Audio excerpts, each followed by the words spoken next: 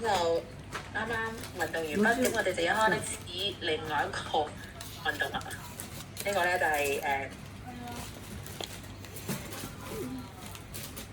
思維嘅一個運動啊。好嚟，準備好未？準備好，我哋開始咯喎。落得未？得啦。得啦，係咪？好，咁咧，咁老師啱啱就收到咗呢份我哋做速率啊！出率啦，咁快出率啦！等等先，我哋上次先啱啱百分數，我哋複習下先，唔使急，唔使壓力，先複習下先。咁我哋上次係比較多嘅係乜嘢啊？百分數同埋分數，仲有小數互相轉下咁樣啊嘛。好啦，咁啊仲有少少嘅計算下。咁啊今次咧，我哋要將數字咧就變成一個有特定場景，即係有意義嘅、有古仔嘅。咁一個小片段啦。我哋咧會睇下佢嘅文字應用題。嗱，呢個題咧歸根到底其實要計算嘅，但係咧既然佢變成文字形式咧，咁我哋就要發現佢嘅規律啦。咁而家咧咁啊有個小任務，呢個任務咧就係呢度而家係咪有3條題啊？係。呢3條題咧嘅任務就係佢嘅問題係有冇一個點樣一個格式喺度，即係佢個問題，你會唔會發現到佢有啲咩嘅特定嘅格式喺度嚇？即係好似學語文咁啊，要發現嗰個文字嘅特點啊。問題裏邊有冇相同嘅一啲部分或者相同嘅結構咧？就睇呢3題嚇。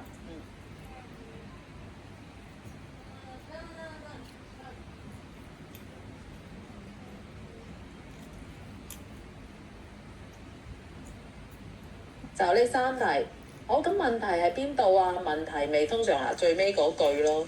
呢個逗號開始，呢句。第二個咧係邊句啊？呢個啊，呢句。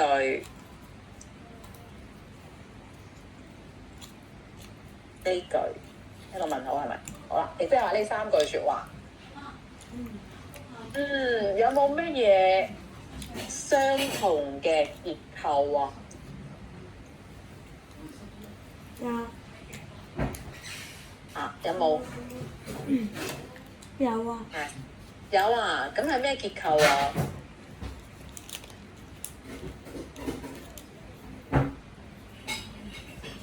有，但係咩結構咧？可唔可以講出嚟咧？嗱，如果可以講出嚟咧，哇，真係不得了啦！諗唔到。諗唔到，好，唔緊要，咁我哋一齊嚟拆解一下啦。我哋先從第一句説話開始，第一個問題嘅呢句説話嚇，芝士腸的重量係魚丸的百分之幾咧？咁佢嘅構成咧就係呢樣嘢係嗰樣嘢嘅百分之幾，咁樣個構成係咪啊？一個物品係另外一個物品的百分之幾，係咪啊？好，我哋睇第二句嚇，呢樣嘢佔，好，又係百分之幾？好，發現咗嗰個結構特點未啊？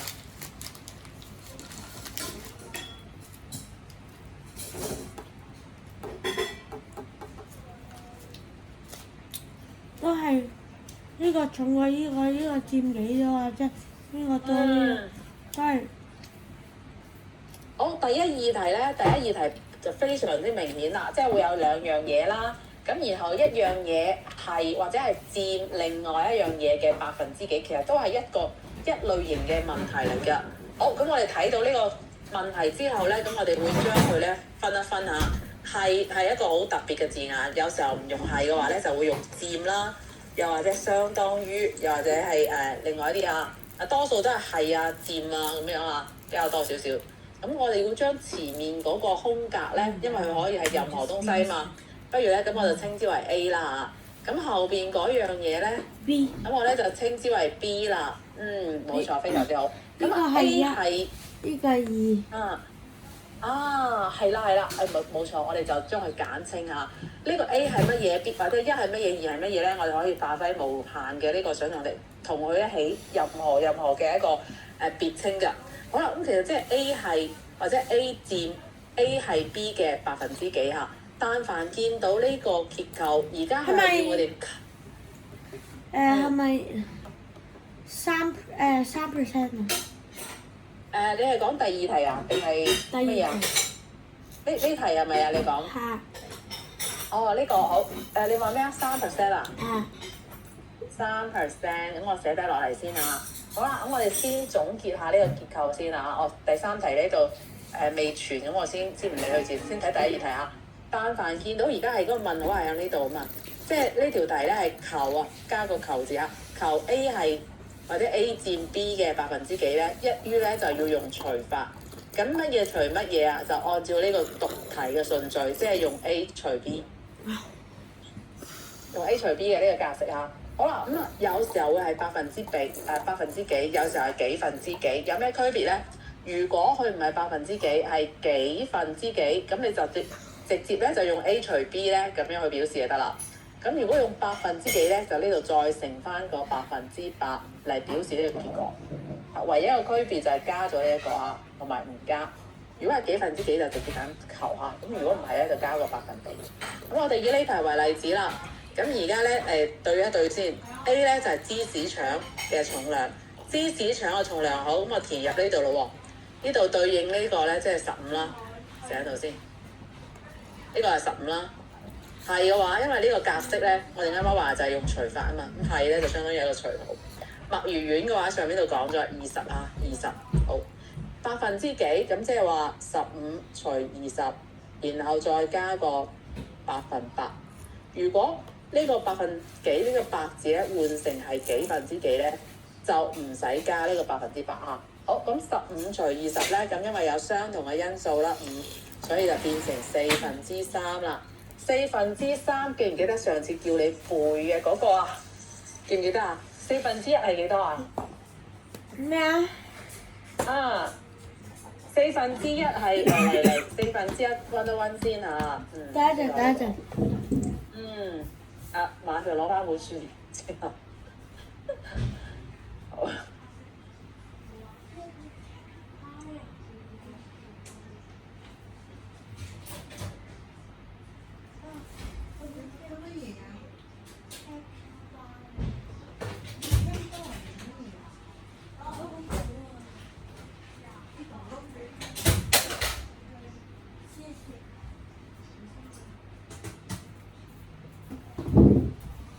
She's drinking again. You know, he eat a lot of rice. 再講多次題目，再講多次。呢個3/4係幾多啊？係小數幾多啊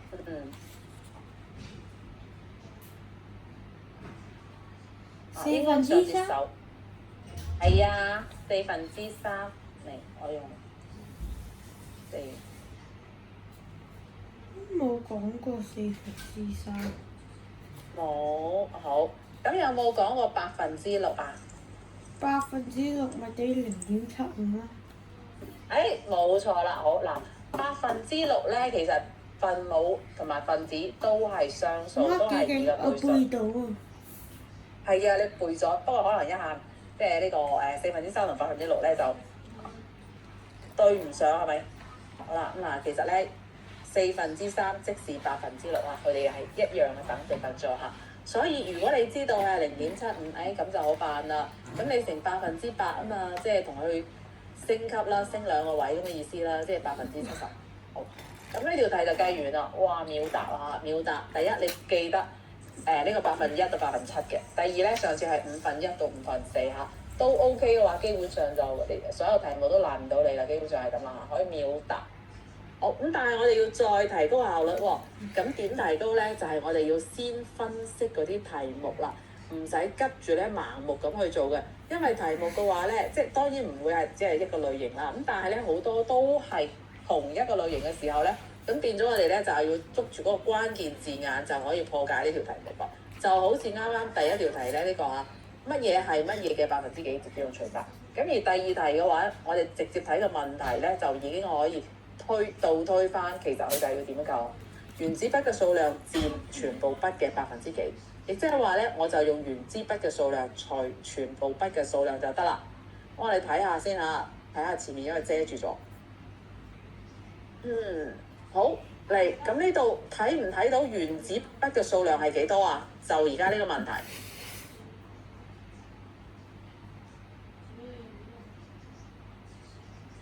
就而家呢個問題睇唔睇得出原子筆嘅數量有幾多？第一個原子筆嘅數量，兩支第二個有鉛筆半打同埋原子筆兩支，係啦，所以呢個位置咧就咁好啦。全部筆咧，嗱呢個地方容易錯啊，小心啲。全部筆係幾多啊8支？8， OK 好啊，有啲同學直接咧就半打啊，8啊。2除8， OK， 2除8。係啦，2除8記得要化簡啊，要瘦身。即係8%。點讀㗎？點讀㗎？咪8%。嗯。2%等於。答案係呢個。25%。非常之好，好啦，非常之好，而家就好快啊，超級快啦嚇！咁我哋就要達到呢種咧，即係哇即時出嚟，特別爽啊！即時就可以將佢好簡單咯。係啦，嗱咁所以而家總結下啦，我哋而家唔急住咧，哇呢度好多題啊，我要做晒佢，唔使急啊，因為但凡係文字題嘅話咧，即係唔係話100%都可以分類，咁但係咧就確實咧就有一部分係可以分類嘅，所以而家我哋先睇下係咩類別啦。我哋啱啱講咧就 A 係或者 A 佔 B 嘅嗱，加個求啊求 A 係或者 A 佔 B 嘅百分之幾咧，我哋用除法啊。跟住嚟我哋做咗兩題之後咧，就試下以觀察嘅身份嚟判斷嚟緊往下碌有幾多題都係求呢個類型嘅，好唔好啊？好嚟，我哋從呢個第4題開始。第4題嘅第一個小題。你覺得呢個係唔係咧？唔係。唔係，好，呢個唔係係吧？好，等陣間我同你講下，好。跟住啦，我哋先分析題目啊。呢題係唔係啊？嗱，睇問題喎。呢個係唔係啊？係咪咩啊？係咪我哋啱啱做嘅嗰個類型咯？即係啱啱我哋呢題同埋呢題咧。未 A 係 B 求 A 係 B 嘅百分之幾咁樣嘅，係咪到？見到。係啦，所以而家我哋就要帶住呢一個嘅標準去觀察嚟緊有幾多題都係呢一種類型嘅嚇。好，啱啱問到你係呢一個，咁你要你觀察問題去思考係咪我哋啱啱做嘅類型？係咪啊？唔係。呢題唔係點解啊？梗係啦，係啊。係啊，係冇錯，係啊。佢雖然好長啊，你呢個作古仔作到幾長都好，我即時咧就可以將你咧就分辨出嚟啊。好，呢題咧係冇錯，好，跟住呢個咧係，哎呀，等間你就會睇到啦。呢個咧係。好，即係全部都係啦，咁簡單係咪啊？你即時可以做晒㗎啦。好，呢個咧，呢個係咪啊？係。呢個係咪啊？係啊。好嗱，留意啦，佢多咗一個字眼，比啱啱我哋講係 A 係 B 或者 A 佔 B 啊，呢個類型咧唔係，因為佢嘅結構咧就係 A 比 B 多百分之幾，唔係 A 係 B 或者 A 佔 B 嘅類型。所以呢一種係另外一種類型啊，呢個等下我再講。好啦，跟住下邊呢一個啦，呢個咧係咪我哋啱啱做嘅類型啊？是的。哇！咩講？你講咩話？係啊。係咪 ？OK，冇錯啊。A 佔或者 A 係啊。好，跟住落嚟呢個咧，我講普通話等係容易啲聽，咪講是的。哦，OK，我記得啦。好啦，咁呢個咧，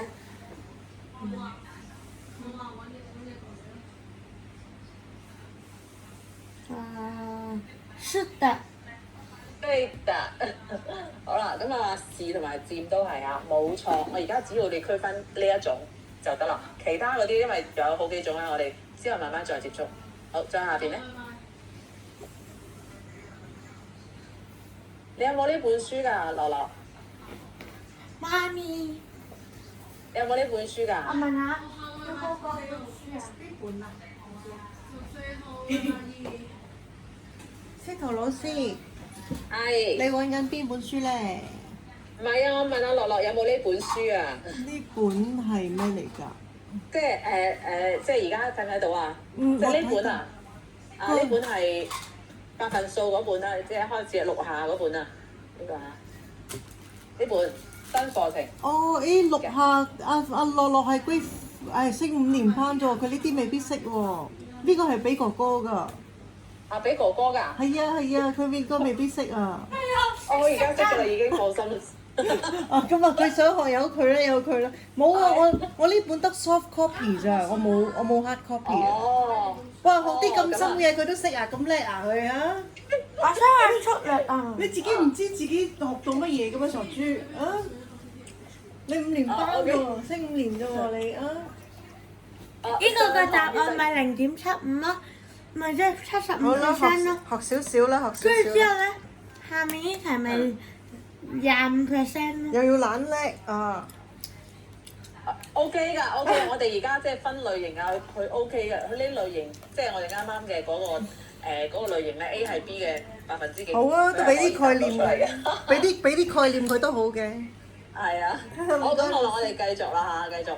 咁原來呢本係好，咁我哋唔緊要，因為咧其實所有嘅知識你都會接觸到嘅，所以變咗你而家雖然咧係弟弟，但係咧其實已經具備同哥哥同等嘅知識啦。哇，你好犀利嚇！好，咁咧就我哋往下睇，老師有唔咁變一咗係呢係咩話？你講咩啊？再講一次。個？你落去啊！好啊，咁我哋啱啱我哋已經係去到呢度啦，要你區分係唔係第一個類型。跟住再落去啊！再落去係咪？好啦，繼呢度。續落啊！唔係，繼續落，繼續落。喂，你答咗我係唔係先？係，繼續落。哦，冇錯。好嗱，咪稍為停一停先嚇，稍為停一停。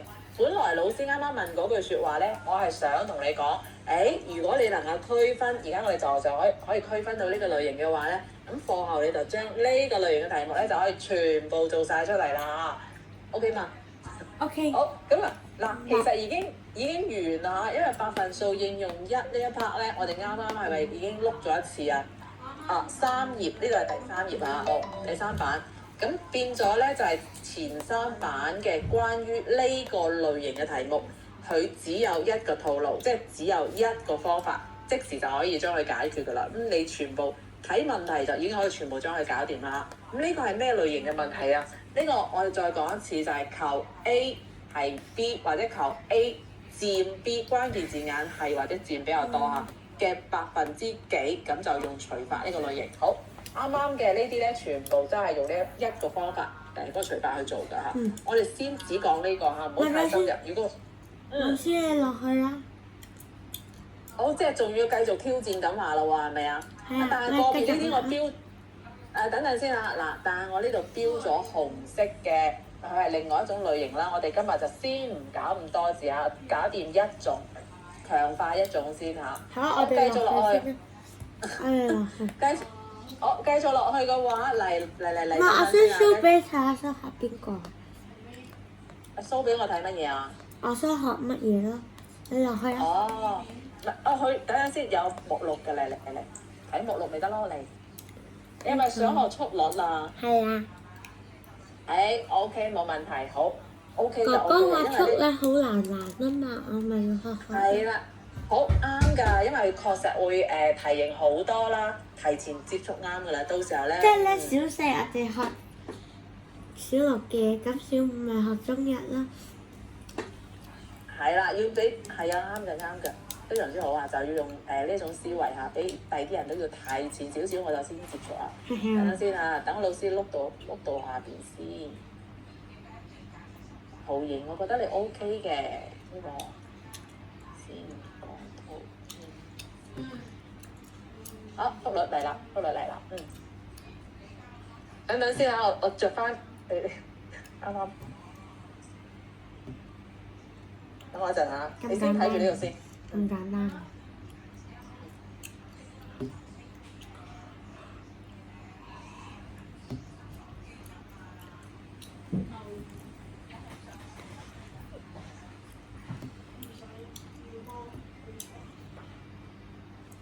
好簡單啫呢個。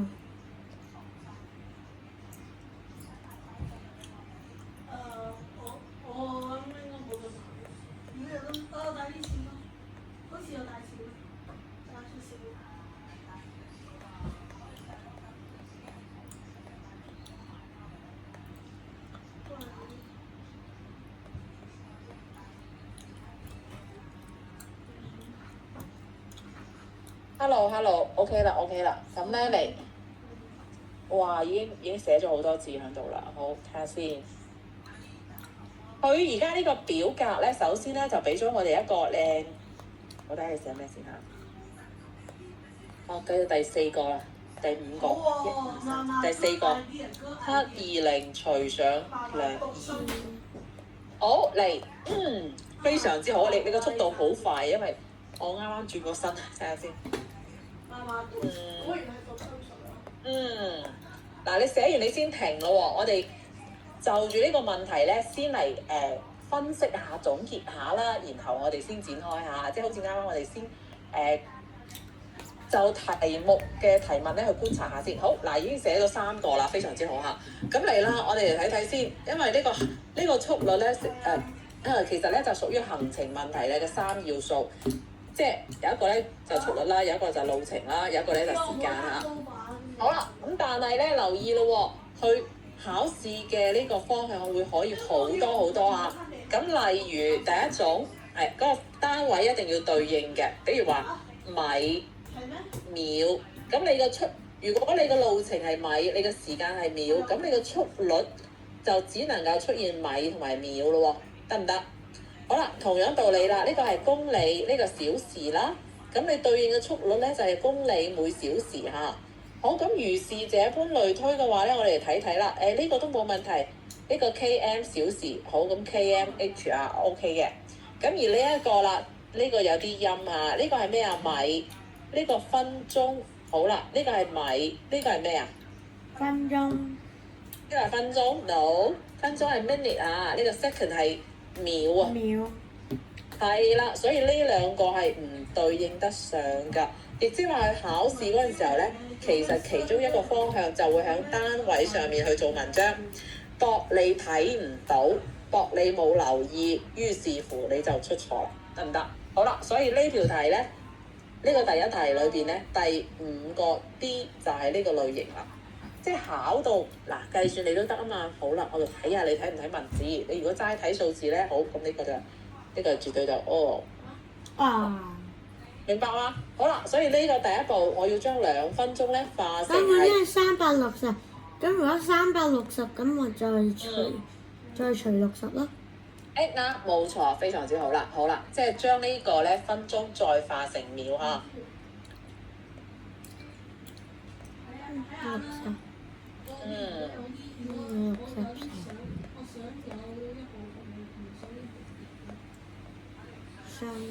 即係乘6係360咯。即係係6秒啦。冇錯啦，6米每秒。所以嗱，其實第一題嘅方向咧，除咗公式要用之外啦，文字同埋英文嘅單位係要對應得上下。好，呢個係第一個。第二個咧就係咁樣嘅。咁我哋睇呢個每啊，好留意睇啊，每秒、每小時，但凡有個每字嘅文字有個每字嘅，後邊嗰個就係除數啊，得唔得？得。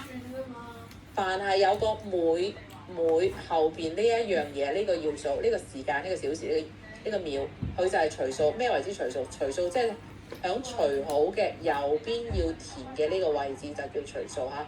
後邊呢一個等號呢邊呢個咧，呢個叫雙。好啦，咁而除數左手邊呢個咧就係被除數，即係俾人要攞嚟分嘅嗰樣數字嚇，嗰樣嘢得唔得？好啦，呢個係第一個題，我哋要留意嘅點啦。咁而第二個題嘅話咧，其實同第一個題有少少似，都係要計算速率嘅。咁但係咧，呢度嘅速率咧就哇，睇下有啲咩區別，係咪又喺單位上面做文章啊？係。係啦，咁單位上面做文章，咁點比啊？老師，好嗱，咁樣，我哋睇開個速率係咪都係每秒、每小時，後邊係時間㗎？後邊係時間嘅。如果你用斜槓咧，呢個每相當於呢個斜槓嚇，呢條斜線嚇。所以咁我哋就要對應翻啦。嚟嗰個斜線後邊，呢條斜線後邊後邊咧對應嘅係咪時間？例如呢一個，唔係。係咪時間？唔係。呢個 K 係啦，咁所以佢未錯啦。呢種佢就會係錯嘅嚇。好，咁另外啦，咁就如果單位唔同，咁我點辦啊，老師？咁嗱，最簡單嘅辦法，你就會將其中一種化成另外一種嘅單位嚇，兩種都係用同一個單位。咁你如果中意可以小時化秒啊，又或者秒化小時都得。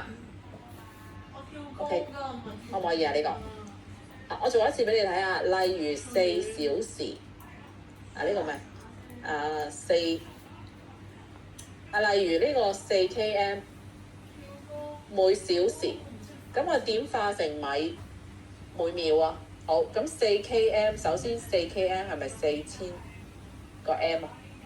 好，呢個化咗啦。小時咧，咁如果化成秒，1小時係3600個 second。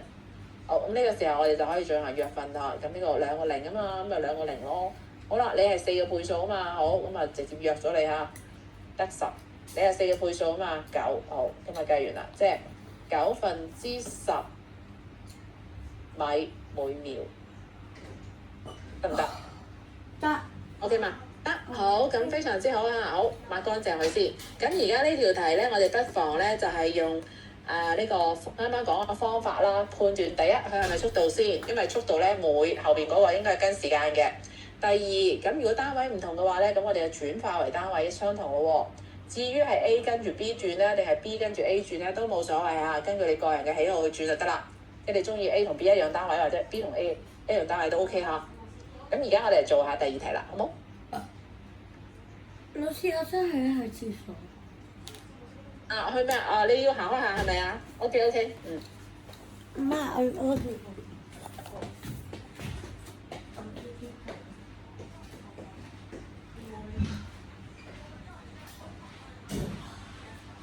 冇理由。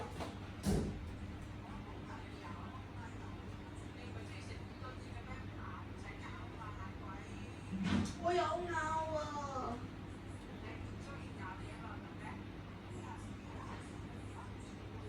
懶過你。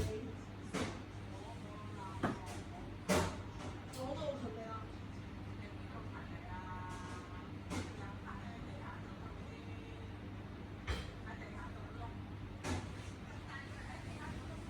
你冇攞過咩？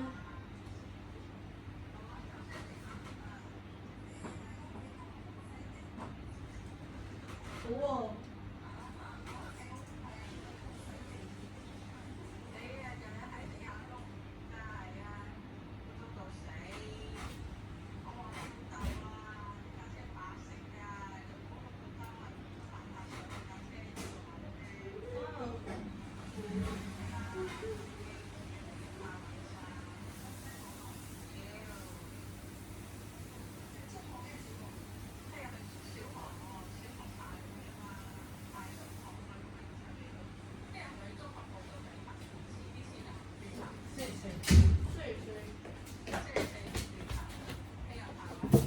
Hello。我落翻嚟未？翻咗嚟。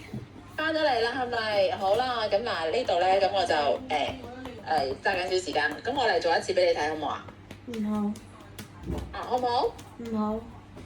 唔好啊！哇，好直接。我想自己做啊嘛。OK，咁咁我將啱啱嘅好，咁好啦，你嚟。答案係唔係喎，咁你要寫出嚟先得喎，呢個等我睇睇下。 C。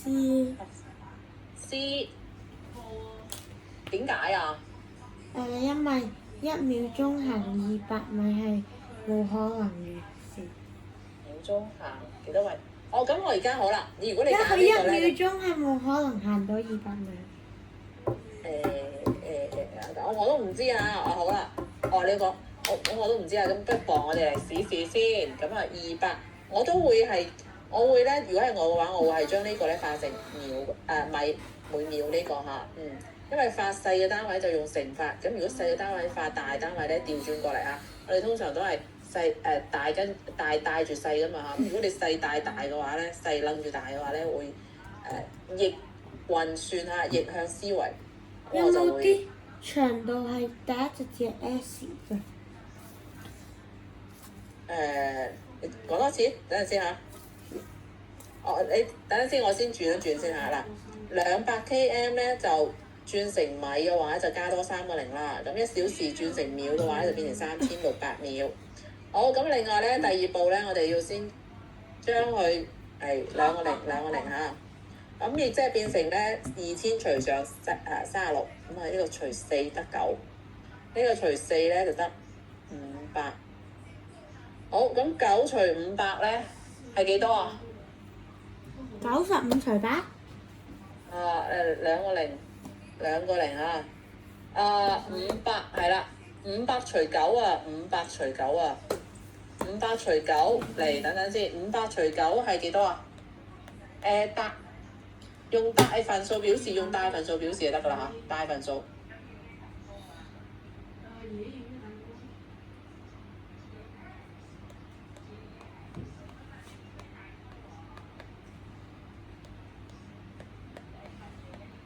好55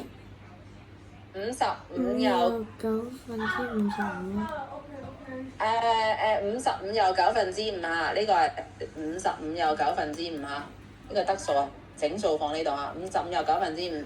好，如果我化成每秒嘅話咧，即係55有9/5啊，所以呢個咧係啦，呢個咧調轉過嚟嚇，係呢個比較大少少喎，得嘛？呢個比較大少少嚇。好的。好啦。好的。好的，是嗎？OK，好。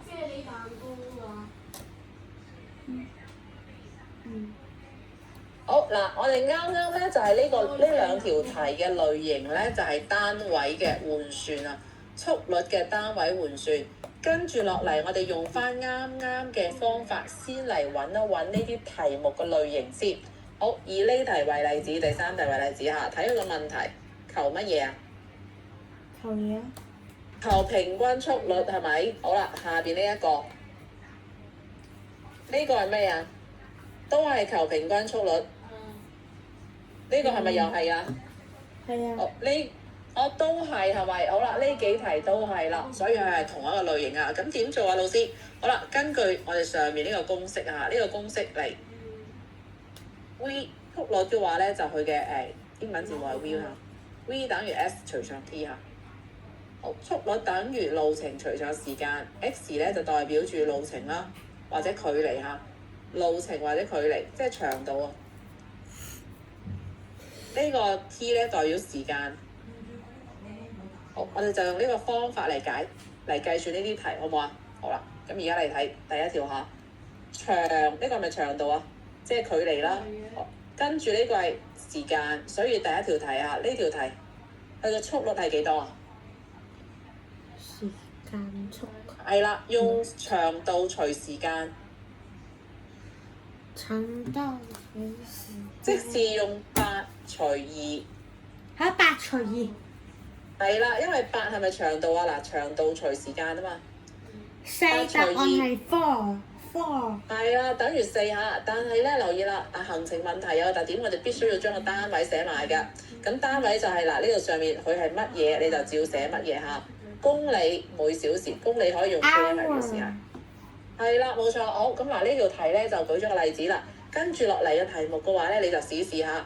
我哋要用長度除上時間，又或者叫做路程又或者叫做呢個距離嚇，隨著時間。好，咁以下邊呢條題目為例子啦，呢、個。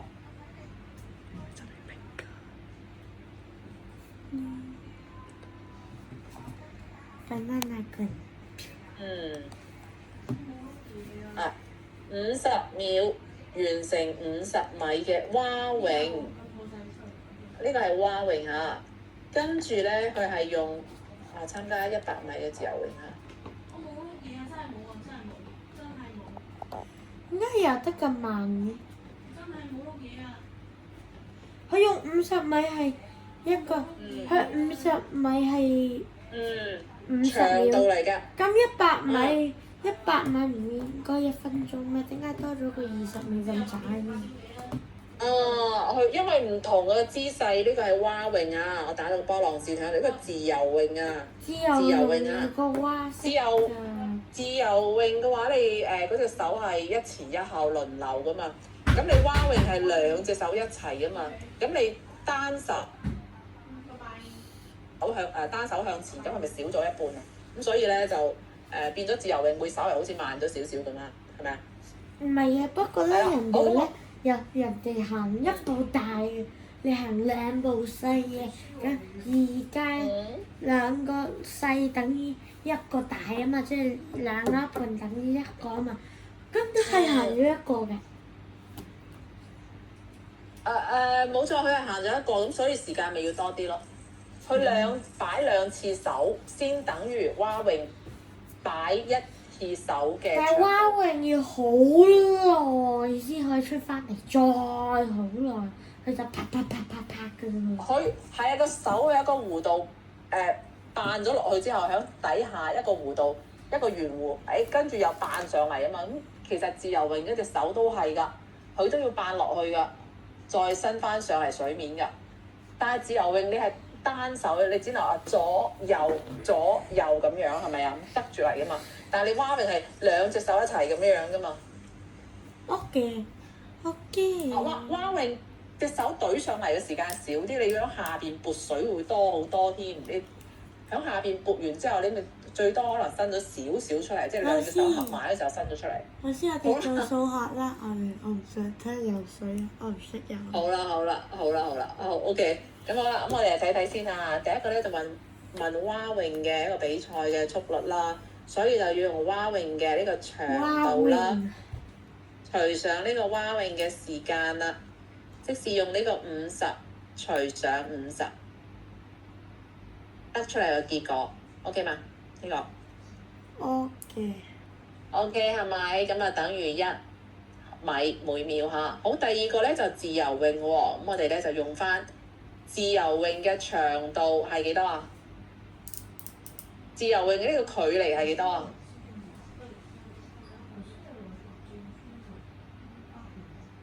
係啦，呢度有寫下，呢個係咪自由泳嘅呢個長度呢個距離啊？唔係。係啊，100啊嘛，佢要游。跟住呢個係自由泳用嘅時間嚇，1分20秒。好，呢度嚟啦，你係咪要轉單位啊？1分鐘20秒。好，咁啊轉乜嘢咧？睇問題啦。問題如果係秒嘅話咧，咁呢個分鐘都要轉成秒喎。咁請問1分20秒即是幾多秒啊？我唔明啊，好難啊！好難啊！好，咁我講俾你聽下，我嚟講。咁因為你最尾係咪用秒啊？所以嗱，呢個1分20秒咧，即係60加20秒啦，即是咧等於80秒咁解啊。咁你而家要用長度除時間嘛？長度係100，時間咧就係80，即是咧就要我計100除80係幾多啦？咁我計俾你睇，100除80咧，大家都冇咗個零先啦。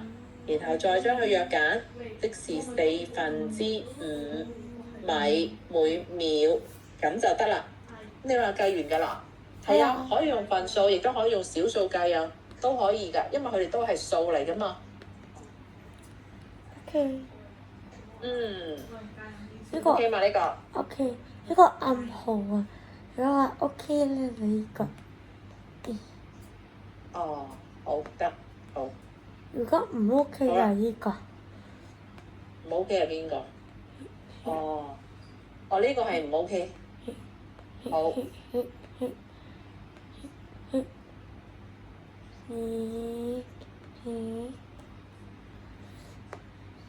好啦，咁呢部分咧，既然係哥哥嘅話咧，我哋先不如暫停下啦，好唔好啊？唔好，好定唔好 ？No。 ？No，啊，繼續要挑戰係咪啊？好啦，咁既然好難啊！我聽唔明。好難啊，咁我哋先退出啦，好唔好啊？老師你落去啊，落去啊！身睇有冇啲難啲嘅？難啲㗎，呢個好玩，其實呢部分都好好玩。面積都唔好玩。好玩嚟，我同你講完美式真係好好玩。我睇下先啊，睇下有冇先。我唔想見到數字啊！咁你圖形咯嚟。英文字母。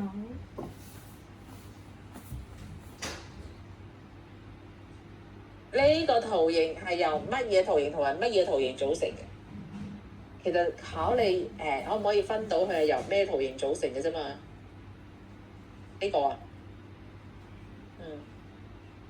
A 圖形組成。嚇！嗱，佢咧就係由一個正方形同埋兩個半圓形加埋一個。冇錯啦，係啦。其實咧，我哋將佢合埋一齊，即係一個正方形加一個圓啊，係嘛？正方形加個圓組成啊，非常之容易分辨啊。唔容易分辨。哎呀，好啦，哎呀，圓呢度咁快冇啦，睇下先。因為圓其實好好玩嘅。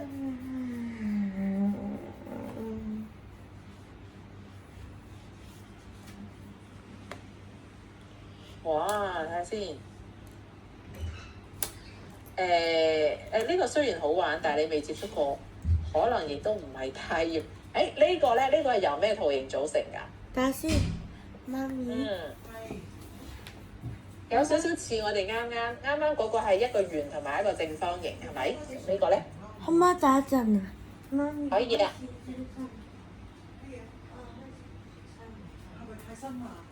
唔係啊，媽叫我試。老師有冇休息1分鐘啊？真係唔夠喎。可唔可以休息1分鐘啊？可以啊。好咧，好時間。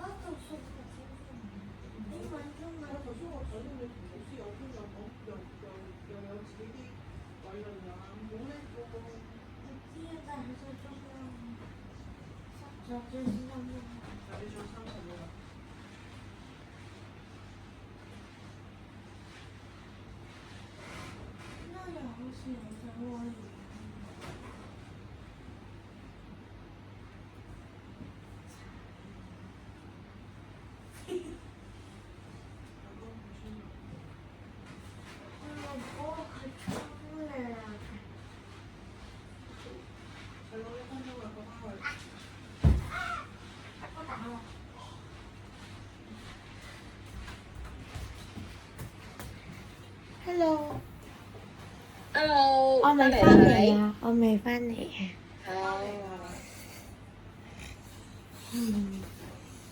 ！No，而家做每日10題，我做每日20題。呢個等我先睇睇先嚇。如果途中唔得啊！出嚟啦，唔得啊！等陣先。呢個你睇下呢個，你如果直行同埋橫行嘅豎式結果相同，那麼嗰個三角形係幾多？睇唔睇到呢個數字？我放大少少先嚇。其實呢個好玩。唔到。我放大俾你睇。我唔係好明佢答乜。佢啊，其實咁嘅意思，佢呢個題簡直係即係話咁打橫計算，即係19加13啦。個結果咧，同埋打豎咁樣計咧，12加呢個三角形咧，結果係一樣㗎。所以而家問你呢個三角形即是幾多咧？哦，咁即係呢個20 29、30、小一31、32即係加埋32，咁32減2等於30，即係加咗等於20啦。呢度係20啦。啊，好，仲有冇第二個方法啊？冇。有。啊，我知，就呢度咧，啊加完呢度減翻呢個啦。啊，OK，好嗱，仲有咧，即係我哋同一個題目咧，而家要訓練你要揾呢個辦法嚇。嗱，13比12，呢個12係比13少1啦，你可以咁理解下。呢個比呢個數咧係少1㗎。咁如果你要相等，咁我另外呢個數一定要比你多翻1先可以平衡翻，先可以 balance 翻㗎，係咪啊？係。明唔明啊？明唔明呢個意思啊？好嗱，呢一邊我俾你細1。如果我呢邊仲俾你細1，咁我點可能同你等啊？所以我只能夠俾你大1 20咁樣啊。好，用比較嘅方法嚇嚟啦。我哋要開始嚇。呢個好睇呢個啊。大於定係細於？即係左邊大啲定係左邊細啲嚇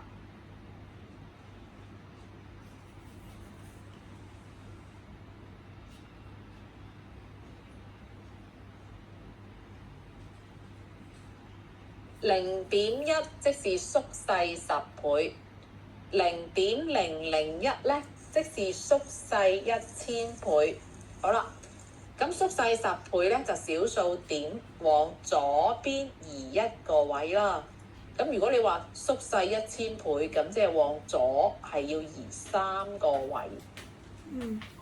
係啦，我哋用呢個方法去思考下，就唔好心諗。就唔好諗住，哎呀，老師乘法我未學過嚇，因為其實乘0.1即是等於縮細10倍，係一樣嘅意思嚇。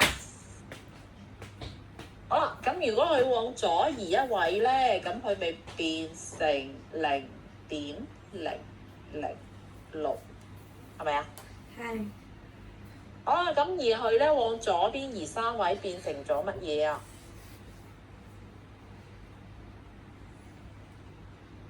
？1.6乘0.001。即係1.6啊，要往左邊移3位，即是佢變成乜嘢啊？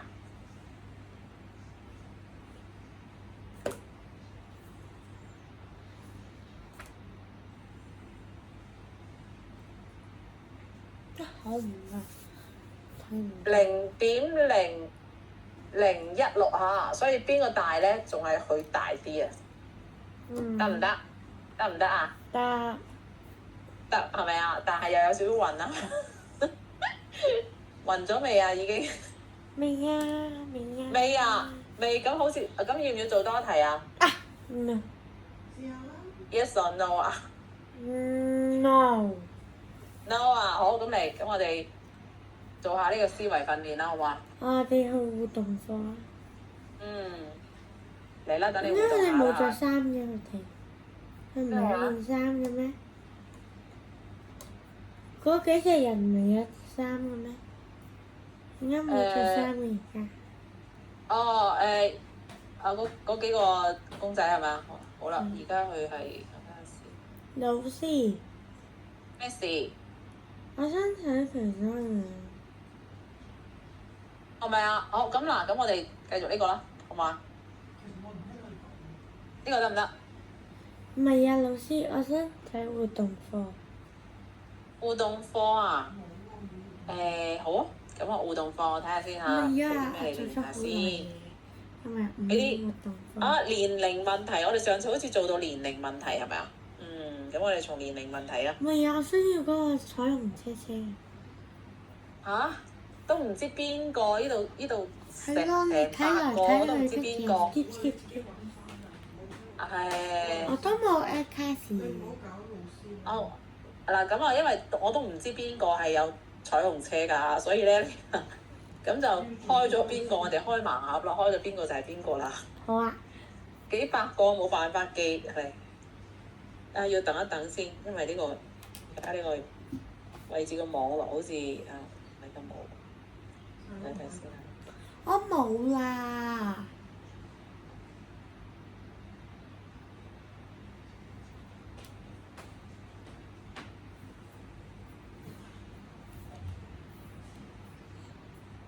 嚟咁啊，等你揀啦，因為呢度係有啲揀啊。我哋數家族，份數家族係咪啊？好。咁嗱，有呢幾個喎，咁你揀邊個？直式問呢個題，太直式簡單問題，喎，呢個好簡單喎，呢個直式問題，直式問題，直樹問題係咪啊？係。好，咁呢度又有3個喎，咁我哋先從個線形開始啦，好吧？線形直樹問題。好啊，咁快啲啊！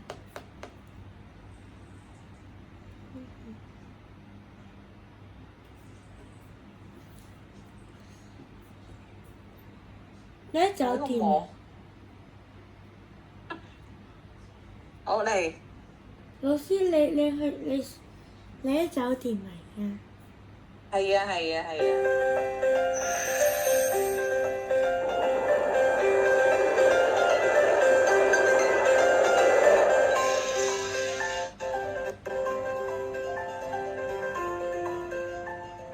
绿洲小镇的求助。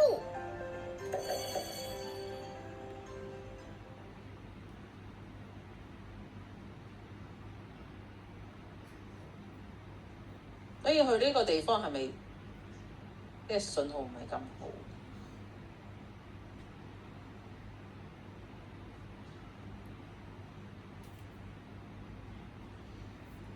沈小树收到了绿洲小镇的求助信，他赶忙叫上掌门小分队，一同去往绿洲小镇。郑小门，你怎么走2步就差一株树苗啊？嘿嘿，我们回家的路全靠它了。靠它回家？你看，我们走在沙子上的脚印一下子就被沙子盖住了。如果我們沿着腳印回家，很容易就會迷失了道路。沿住角而我看的小樹苗不一樣，它可以一直在沙漠裡屹立着，無論我們走得多遠，都能通過它找到回家的路。哇，張小萌，你好棒啊！可是沙漠這麼大，你帶的小樹苗夠用嗎？不要擔心啦，我這兒有地圖，可以知道我們現在到綠洲小鎮的距離，這樣我們就能算出到綠洲小鎮還需要插多少棵小樹苗啦。我想問下，佢啱啱話咧，如果係沿住腳印咧，就好容易會迷失路喎，點解嘅？知唔知啊？因為啲風沙會冚住，非常之好，OK 啊，佢冚咗站穩時對地好得好。係啦，直接冚咗冇咗噶啦，佢吹咗就冇咗啦。好，今日有睇呢個嚇，呢個咩題？睇睇先。佢點解仲未彈出嚟？等我睇先嚇。你撳嗰個滴滴滴掣啊！我係撳咗呢個啊。唔係啊，下面嗰個滴掣啊，要滴咗。你咁正確啊而家。點解？彈咗出去啊！站穩小分隊，站穩小分隊。太多啦，彈咗出去嚇，關咗啲先。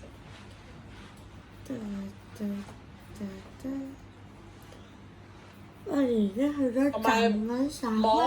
網絡唔穩定，佢都會容易彈出去。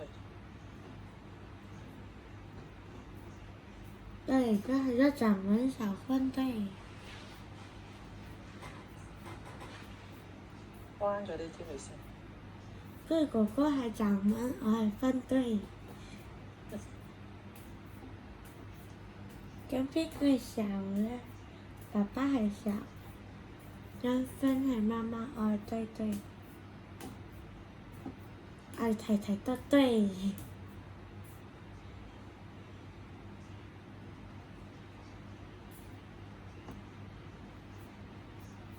我哋3個又冇着衫喎。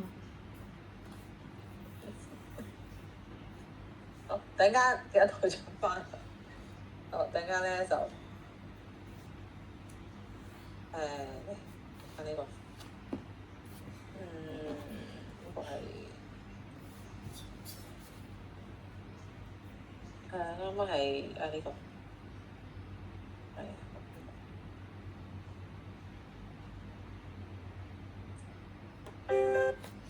沈小出嚟啦，好。一條路咧就長24米，咁啊要喺路嘅一邊種樹喎，咁啊相鄰嘅兩棵樹之間嘅距離咧就6米。好啦，咁就問啦，兩邊都要種，兩端都要種上。咩叫兩端啊？我哋即係話咧嗰棵樹啊，而家有開咗呢個啊，嗰棵樹咧嗱，呢一邊我都要種啊，呢一邊啊嗰邊我唔種，呢邊要種啊。兩端呢一邊嘅兩端就係一頭一尾咁啊，叫兩端嘅意思嚇，兩邊都種。咁然後咧佢就每隔6米喎，換咗個色先。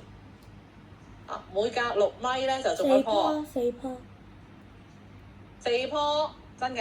係啊，你一頭一尾都要喎，一頭一尾都要喎。係啊，一頭一尾都要喎。4棵。 6、4、24啊嘛，咪4棵。四段。分開4段啊，但係一頭一尾都要喎，即係呢度都要喎。好似5棵啦。係啦，冇錯啦，係咪要加一啊？加一嚇。好，呢個類型咧，我哋同佢起嘅名叫做咩咧？叫做經常咧咁啊，長輩咧就會話嗱，做嘢一定要有頭有尾。係啦。你等陣先，呢個尾有冇寫錯啊？冇寫錯。冇啊。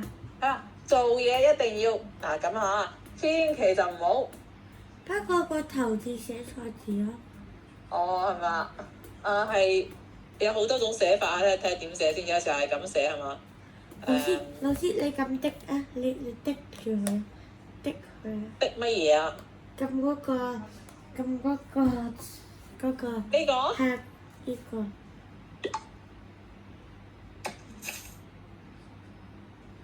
跟住我哋而家㗎。再睇，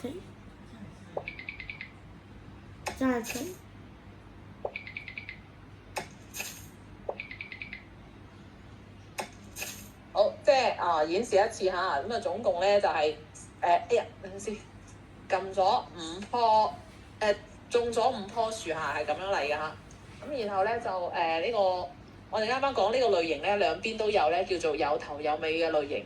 咁既然有頭有尾，自然而然咧就有另外一個類型咧，叫做我寫咗落嚟嚇，叫做冇係啦，冇頭冇尾嚇，唔係冇頭就係冇頭冇尾。邊種類型咧會有嚇？咁我哋今日第一種接觸嘅種樹類型咧就叫有頭有尾，即係你用24除咗呢個6之後，仲要再加多一個1。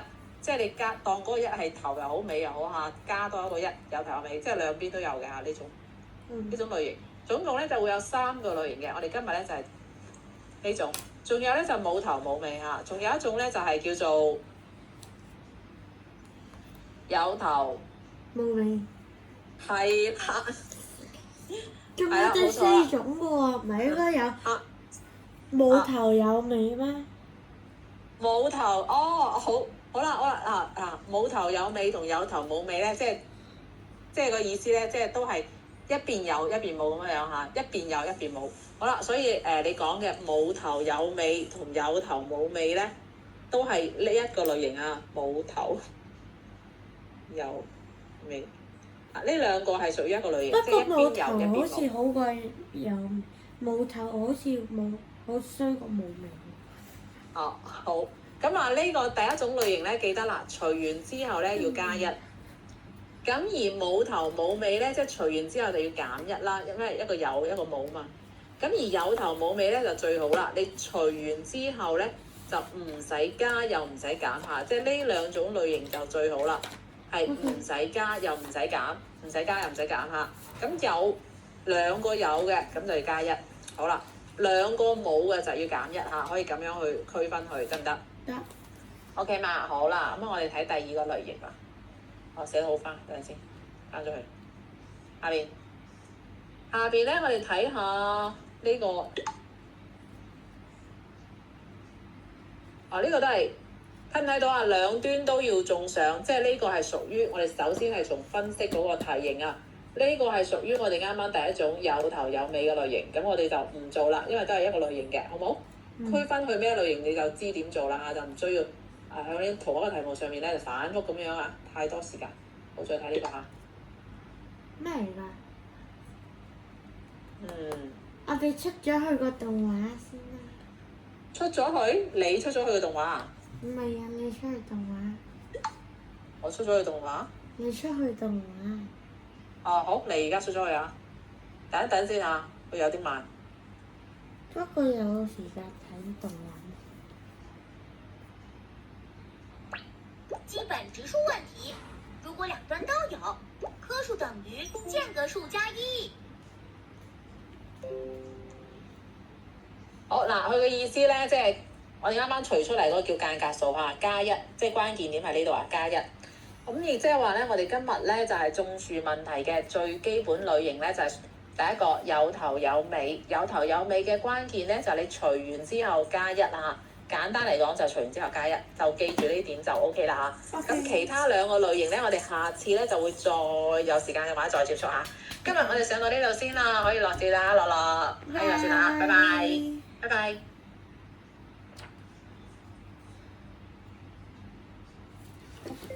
媽，點解我到中間好攰，又